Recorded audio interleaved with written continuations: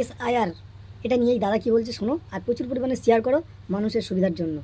SIR এর ক্ষেত্রে যাদের নামের ভুল আছে, নামের বানানের ভুল আছে, টাইটেলের ভুল আছে বা সারনেমের ভুল আছে, তাদের ক্ষেত্রে কোনো অসুবিধা হবে না, অযথা কেউ আতঙ্কিত হবেন না।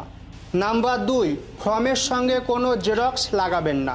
অনেককে দেখছি ভোটার ছবি, আধার কার্ড জেরক্স করার জন্য ছোটাছুটি করছেন। ফর্মের সঙ্গে কোনো জেরক্স লাগাবেন না, যদি দেন বিএলও সেটা জমা নেবে না, শুধুমাত্র ফর্মে একটা পাসপোর্ট সাইজের ছবি লাগাতে হবে। নাম্বার 3, বিএলও প্রতিটি বাড়িতে বাড়িতে গিয়ে একজন ব্যক্তিকে 2টি করে ফর্ম দিবে। সেই ফর্মে আগে থেকে আপনার নাম, সিরিয়াল নম্বর, পার্ট নম্বর লেখা থাকবে।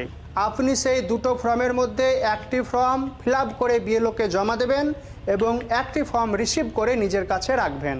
নাম্বার 4, 2002 সালে ভোটার লিস্টে যাদের নাম নেই তারা তাদের বাবা মার কিংবা দাদা ঠাকুরদার যার নাম আছে সেই নাম এবং 2002 সালে ভোটের যে এপিকে নম্বর সেটা ফর্ম ফিল আপ করার সময় তুলে দেবেন, তাহলেই হবে। নাম্বার 5, এই বিষয়টা খুব গুরুত্বপূর্ণ। অনেকের 2002 সালে ভোটার লিস্টে একরকম নাম আছে আর বর্তমানে ভোটার কার্ডে আরেক নাম রয়েছে। তারা কি করবেন?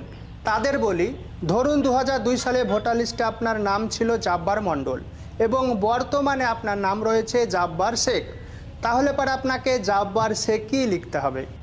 বুঝলেন না?